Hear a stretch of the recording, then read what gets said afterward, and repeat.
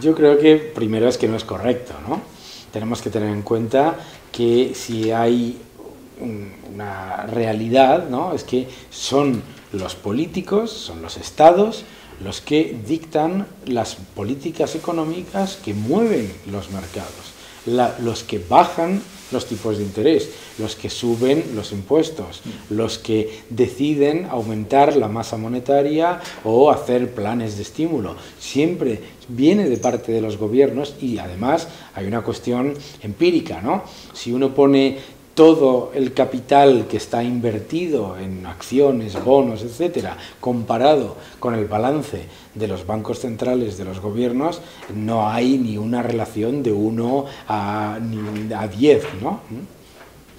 Hombre, yo creo que una Unión Europea que vuelva a los principios que crearon la Unión Europea, que es libertad de mercado, que es sacar lo mejor de cada país para libre comercio, mejora de la posición de todos y que sea menos crear ese encorsetamiento burocrático hecho a la medida del modelo francés de economía dirigida, pues sería lo lógico, ¿no? El ex vicepresidente de Estados Unidos, Dick Cheney, me decía una vez, ¿no?, que la Unión Europea estaba modelada similar a los Estados Unidos si hubiese en Estados Unidos 27 Washingtons, ¿no?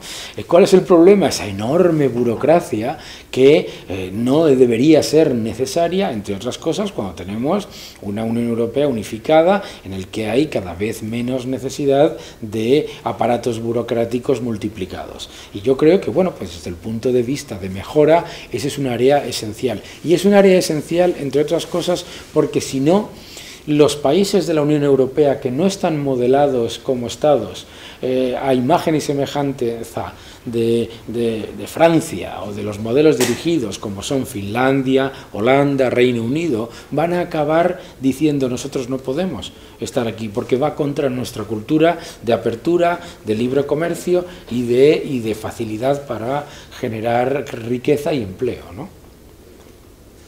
Los mercados somos todos nosotros, son nuestros ahorros, son nuestras pensiones, son los activos que tenemos todos en nuestro haber. Los mercados no dejan de ser las personas que están gestionando ese dinero por nosotros, porque nosotros les damos ese mandato. Entonces, todos esos gestores de fondos, todos esos bancos, lo que están haciendo es buscar lo que es más adecuado para sus clientes, que somos todos nosotros. Los mercados no actúan en sí mismos, para empezar, de manera unilateral, todos de la misma manera, para nada. Hay gente con distintos periodos de maduración, gente con distintas estrategias y gente con distintas visiones de lo que es el riesgo y la oportunidad. Entonces, el convertir en esto en una especie de ente demoníaco es casi ridículo y es muy infantil. Primero, porque es utilizar un ente que no existe, porque son centenares de miles de entidades con completamente distintas estrategias. Segundo, que sea extranjero, porque los mercados por lo visto siempre son extranjeros, ¿no? Y desde luego, tercero, claro, que no se puede defender, porque ¿quién es el que se va a presentar como representante? Yo soy el representante de los mercados cuando no existe como entidad única. Es una manera de generar ese enemigo externo que es tan fácil y tan cómodo para muchos políticos y muchos demagogos, ¿no? La libertad económica es lo que todos estamos buscando para nuestras familias, para nosotros. La libertad económica es tener las oportunidades y la capacidad para desarrollar nuestra actividad diaria, lo que es nuestra vida, sin interferencias burocráticas y sin un enorme nivel de aparato estatal que lo que hace es ponerle palos a las ruedas, ¿no? Ese es la libertad económica al final no deja de ser la libertad de llevar a cabo nuestros proyectos sin que nadie nos lo impida, ¿no? Bueno, yo creo que hablar del capitalismo como responsable de la crisis es cuando menos pues también infantil, ¿no? Porque entonces no habría habido crisis en los países no capitalistas. Estarían todos liderando el crecimiento mundial y de hecho los países no capitalistas están todavía peor y han tenido crisis todavía mayores, ¿no? Entonces yo creo que no es una cuestión de capitalismo, es una cuestión de ciclos económicos y sobre todo de una política muy errónea desde mi punto de vista por parte de muchos estados de intentar interferir en los ciclos económicos, intentar hacer que cuando entras en una crisis, tomar muchas medidas para parar la crisis y entonces lo que haces es acelerarla y prolongarla, ¿no? Los planes de estímulo, los grandes proyectos de gasto para suplir la ruptura de una burbuja inmobiliaria, etcétera, todo eso son políticas de demanda que luego lo que hacen es generar el efecto embudo, que es que se intenta mitigar la crisis y luego salta de una manera mucho más grave, ¿no? El umbral de saturación de deuda, la deuda en sí no es mala, ¿eh? Todo el mundo pide prestado para llevar a cabo un proyecto, para hacer una inversión, lo que sea, y bueno, pues pide prestado y luego devuelve ese dinero, no pasa absolutamente nada. Eso obviamente no es malo hasta que lo usas en exceso. ¿Por qué? Porque la primera vez que haces un proyecto, tú te endeudas, generas una rentabilidad, devuelves el préstamo, fenomenal. Pero la segunda, te endeudas más, ¿qué es lo que ocurre? Llega un punto en el que la unidad adicional de deuda que tomas no genera una unidad adicional de crecimiento.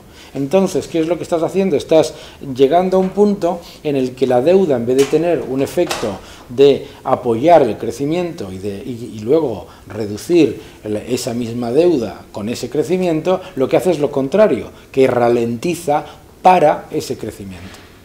Yo creo que hay que entender el liberalismo como una idea, una ideología, una forma de pensamiento en la que lo que se busca es que haya el mínimo nivel de interferencia. Una subvención es una decisión unilateral de un gobierno de apoyar a un sector en particular y normalmente suele ser un sector que es o ineficiente o que está en declive.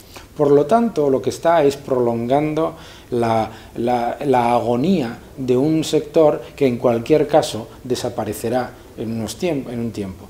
Hay otro tipo de subvención que es el apoyo a una nueva tecnología, a un nuevo sector, una subvención para, digamos, apoyar nuevos sectores, nuevos tipos de economía y de negocios.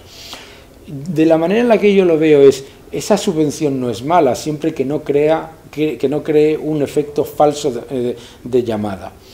¿Y cuál es la mejor manera de hacer esa subvención? En vez de que sea finalista, es decir, que yo ponga dinero y que venga la gente y se lleve ese dinero, que yo dé incentivos fiscales. Porque aunque tienen el mismo efecto, estás apoyando desde el Estado, es muy diferente, porque no creas un efecto llamada de aquellos que dicen, bueno, usted deme el dinero, que luego que si la cosa no funciona, yo el dinero por lo menos ya lo he recibido. Es una gran diferencia subvención versus incentivo fiscal. Bueno, yo creo que es que todos son términos, igual que lo de los mercados nos atacan y tal, que son términos mediáticos utilizados para exagerar y sobre todo para generar un solo culpable, ¿no? La austeridad es algo que todos practicamos. No existe ninguna familia, ninguna unidad familiar que no piense pues que no debe gastar más de lo que ingresa, que tiene que tener un presupuesto adecuado y además que lo piense desde la unidad económica más social que existe, que es la familia, porque tiene hijos, a lo mejor abuelos, gente dependiente. Por lo tanto, la austeridad no se puede percibir cuando se mira hacia el Estado como algo malo. La austeridad es prudencia presupuestaria. La austeridad no es incompatible con el crecimiento. Lo que es incompatible con el crecimiento es el despilfarro. La austeridad no es lo contrario de crecimiento, la austeridad es lo contrario de despilfarro. Y el precisamente entender que todas esas medidas que estamos hablando, claro que hay términos medios, yo creo que es eso precisamente en un término medio lo que hay que entender, que es decir, ver la austeridad no como llevar a la gente a la desesperación, que no es eso, porque tampoco ha ocurrido, el gasto público está muy por encima de los niveles del pico de la burbuja, sino tener un gasto público que sea sostenible y que sea financiable. Yo creo que eso es algo que todos practicamos en nuestro día a día y que el Estado debe practicar, ¿no? Nos lo debemos todos entre todos, ¿no? La mayoría de la deuda japonesa la tienen los ciudadanos japoneses. La mayoría de la deuda norteamericana está entre los ciudadanos norteamericanos, también muchos los chinos, también la gran parte de la deuda española la tenemos en nuestros planes de pensiones, en nuestra seguridad social, etcétera. Nos la debemos todos entre todos y luego, por supuesto, eso se indica y se va repartiendo entre distintos. De nuevo, el tema del excesivo endeudamiento es algo que debemos analizar, sobre todo lo estabas comentando con el tema de cuando hablamos de otros países. Fíjate que hemos llegado a una situación perversa en la que se hacen constantemente análisis en las que nos comparamos con los países de nuestro entorno para lo malo, gastamos menos que la media de no sé cuánto, entonces se convierte en una carrera a ver quién es el que gasta más y nos olvidamos de todas las cosas que generan la posibilidad de sostener ese gasto, como son la capacidad de crear empresas, la facilidad para crear empleo, los impuestos bajos para que la gente consuma y haya más movimiento de la economía. Entonces solamente hacemos cálculos siempre basado en compararnos con Japón, con Estados Unidos, con Alemania o con la Unión Europea a nivel de gasto. Pero siempre que me dicen, hay que hacer como Obama, digo, bueno, pues ¿por qué no hacemos como Obama en apertura económica, libertad para crear empresas, facilidades? ¿Por qué no lo hacemos? En eso no se fijan en los planes de estímulos, en el endeudamiento y en el gasto, ¿no? Es muy difícil. Nosotros nos metimos en una espiral en la que constantemente, además es muy español, decíamos, bueno, es verdad que los costes están aumentando, pero es poco, ¿no? Había un ministro que decía que era solo el coste de un café, ¿no? Entonces, como solo es el coste de un café, pues suben los costes, Entonces subvencionamos más actividades, se subvenciona el carbón, se subvencionan las renovables, se subvenciona esto, se crea sobrecapacidad y sobrecapacidad subvencionada. ¿Qué es lo que ocurre al final? Al final, en los costes de una empresa industrial, pues el 30% más o menos son salarios, el 30% más o menos es energía, y luego están todo otro tipo de costes. Bueno, pues resulta que más de un tercio de tus costes se te están disparando. Entonces, a la hora de crear empleo, competir, buscar oportunidades, ¿a qué te lleva tener ese nivel de falta de competitividad en la energía por estar excesivamente subvencionada y estar cargada de costes fijos? Pues al que por donde tienes que ahorrar es en los salarios. Yo creo que el concepto de competencia fiscal es magnífico. Es un concepto esencial a la hora precisamente de no poner escollos al crecimiento económico. Porque si no existiese competencia fiscal y todos los estados decidiesen unívocamente los tipos fiscales, ¿qué es lo que ocurriría? Se pondrían de acuerdo siempre en subirlos. Entonces, si al haber competencia se genera ese crecimiento económico, se genera esa mejora. Cuando se dice que Apple no paga impuestos, se está mintiendo, porque Apple tiene empleados, paga seguridad social, está pagando impuestos locales, regionales, está pagando impuestos sobre el valor añadido, se paga una enorme cantidad de impuestos. Se está entrando en una dialéctica confiscatoria. Porque dicen, no, porque es que se han ido a Irlanda en vez de estar en España. ¿Y por qué no hacemos como Irlanda?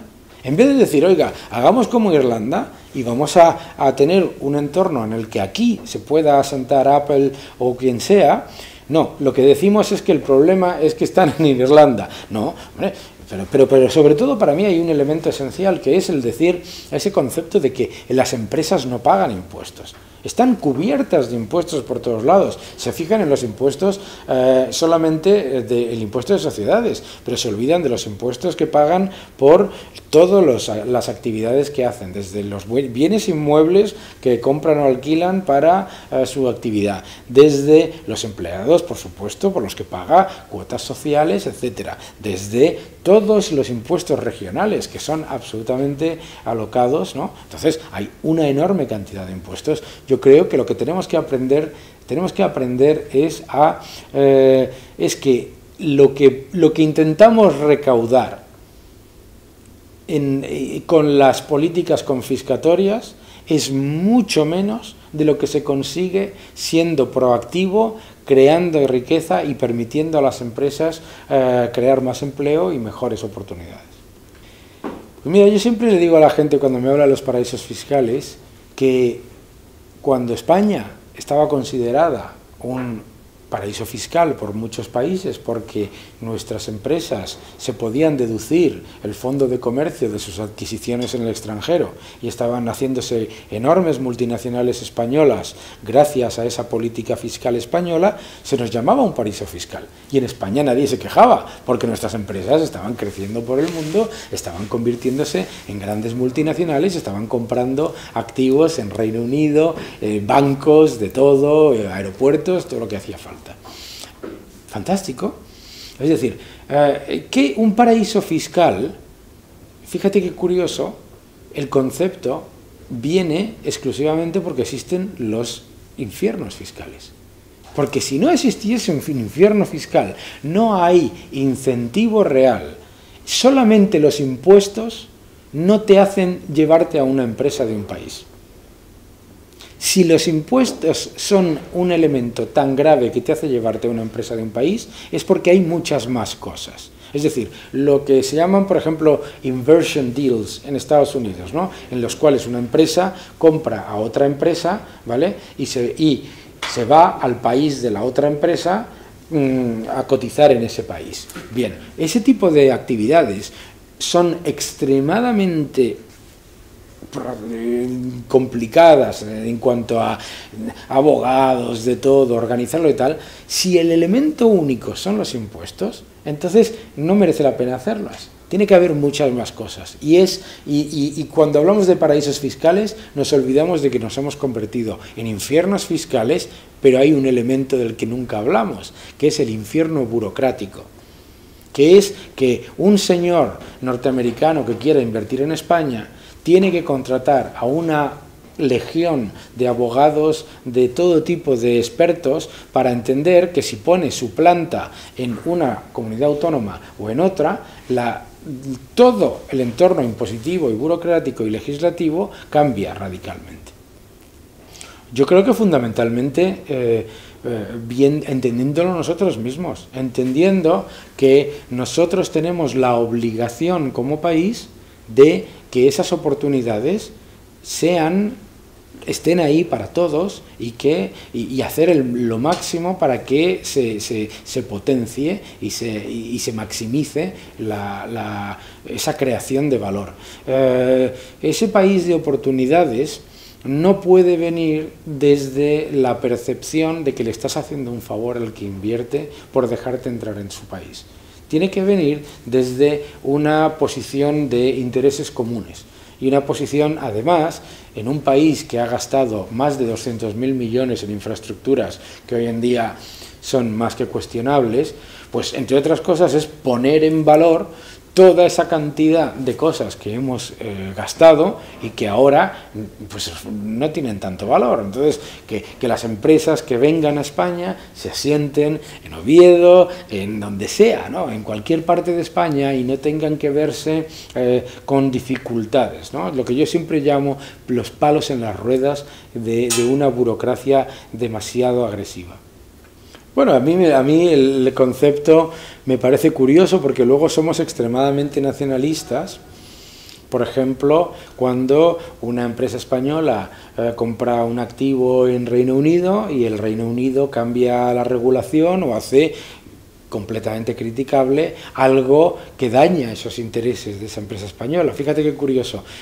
Le tenemos una especie nos parece bien que le hagan a una empresa española una cosa tan tremenda como es la nacionalización de unos activos por los que ha comprado, invertido miles de millones y generado riqueza y empleo en ese país, pero nos parece mal que lo hagan otros países con algunas empresas nuestras, dependiendo de qué países son. Si son los ingleses o los americanos, estamos encantados, o los alemanes, que también ahora por lo visto nos caen mal, pero si son los argentinos o los venezolanos o todo eso, entonces es el pueblo que decide, ¿no? Yo creo que hay obviamente un montón de demagogia política incluido en todo eso, ¿no? O sea, me parece que es ridículo. Yo creo que tenemos que entender que nuestras empresas son empresas multinacionales gracias al esfuerzo de esas empresas, de todos, y que generan decenas de miles de puestos de trabajo en España y traen muchísimo dinero de esas inversiones para este país. Yo creo que no podemos ser tan obtusos, ¿no? A mí hay una cosa que me encanta del tratado entre Estados Unidos y Europa, que es que está criticado por los ultraliberales, por los muy liberales, porque es demasiado estatista y mete demasiada regulación en la economía de nuevo, y por los que piden mucha más regulación les parece mal también. A mí me encanta, por ejemplo, yo me acuerdo que en las redes sociales me decían, ¿por qué el secretismo? Y yo les decía, y yo les mandaba las centenares y centenares y centenares de documentos que hay de la Unión Europea de lo que se está acordando. Y me decían, bueno, pero es que no me voy a leer eso, ¿no? Claro, no es que sea secretismo, es que hay un poco de vagancia, ¿no? Y sobre todo, claro, muchos de los que acusan de secretismo es que están pidiendo cosas que no se han hablado. O sea, hay algunos eurodiputados que están diciendo, no se nos ha dicho lo que se ha negociado sobre la posición con la bioquímica de no sé qué. Es que no se ha negociado nada, es que no se ha hablado nada de ese tema, ¿no? O sea, yo creo que hay como una especie de teoría de la conspiración de que cualquier tratado de libre comercio va a ser para hacer daño a los países. Pensémoslo desde el punto de vista de los políticos que lo están negociando a la hora de ser reelegidos. No tiene ninguna lógica. No tiene ninguna lógica. Si el tratado está monitorizado y monopolizado por las multinacionales que lo controlan todo, no tienen que hacer nada porque ya lo controlan todo. Si el tratado está organizado por unos políticos que lo que quieren es que sus ciudadanos salgan todos fatalmente de ello, porque por otro lado, para los americanos es europeizar América, y con todos los horrores que eso significa, y para los europeos lo contrario, entonces resulta que se están pegando un tiro en su propio pie. Entonces es una especie de teoría de la conspiración que no tiene ningún sentido, porque si las multinacionales lo controlan todo, no necesitan el tratado de nada, y si las multinacionales no controlan nada, los políticos que están negociando ese tratado lo que están buscando es mantenerse y, por supuesto, continuar en su puesto de trabajo. Otro elemento que yo creo que es esencial de entender es que, por definición, un tratado de libre comercio a quien beneficia es a las pequeñas y medianas empresas. ¿Y por qué beneficia a las pequeñas y medianas empresas? Esas pequeñas y medianas empresas que hoy en día están criticando que les cuesta entrar en Estados Unidos o que les cuesta entrar en mercados, en el mercado anglosajón, van a tener toda una unificación de criterio por el cual exportar a Francia, exportar a Estados Unidos va a ser igual. Ese problema no lo tiene una multinacional que puede contratar a un ejército de abogados y plantearse cuál es la mejor manera de hacerlo. Al que le beneficia que haya unas reglas comunes siempre es al que no tiene las decenas de miles de dólares al día o a la semana que cuesta un equipo de abogados para enterarse de cuál es la legislación en Dakota del Norte o en Asturias, ¿no? Es que el neoliberalismo no existe. existe el liberalismo o el no liberalismo. El neoliberalismo es una falacia porque se asume que es gente que tiene ideas liberales, pero a la vez extremadamente estatistas y extremadamente corporativistas. Pues bien, eso no es liberalismo, es otra cosa, ¿no? Eso será estatismo simpático, ¿no? No sé lo que quieres, pero no existe, ¿no? Yo creo que todo esto es el problema de las etiquetas, ¿no? Las etiquetas ridículas, no es una cuestión de liberalismo, yo siempre digo, el liberalismo es sentido común.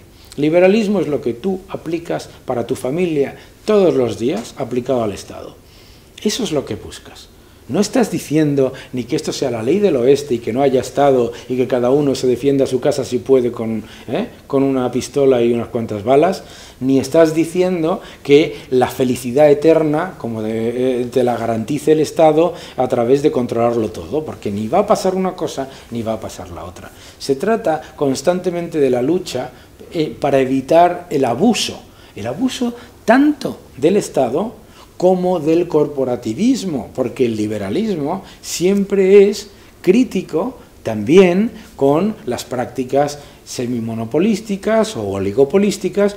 Lo que está buscando precisamente es eso, es evitar las dos partes de lo que es el abuso de un mercado global, tanto el del Estado como imposición, como el de una corporación que pueda hacer las cosas mal y que tenga que romper su actividad para participar en competencia más abierta. Eso es el liberalismo. Hombre, yo creo que para introducirse en la economía, a mí hay un libro que me parece magnífico, que es ¿Por qué fracasan los países?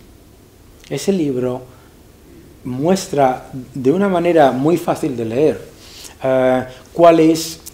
por qué pasan estas cosas que son tan distintas entre distintos países cuando se llevan a cabo políticas que parecen aparentemente las mismas, ¿no? A mí ese libro me parece esencial. Otro es, esta vez es diferente, de Carmen Reinhardt y Ken Rogoff, This Time is Different, que habla de 600 años de errores económicos que se han llevado a cabo, ¿no? A mí hay muchos libros que me parecen absolutamente esenciales, por supuesto de Friedrich Hayek, el Camino de servidumbre es uno de los que más, y bueno, pues hay otros, hay muchos, yo la verdad es que me encanta leer, ¿no? Pero me parece que esos dos libros que te comento serían dos que a mí me parece que una persona que dice yo no entiendo nada de economía, pues léase por qué fracasan los países y entienda por qué cuando a usted le cuenta un partido nuevo tal cual unas soluciones mágicas de que lo que tenemos que hacer es devaluar o lo que tenemos que hacer es salirnos de aquí o romper esto o lo otro, porque no funciona y ese es un gran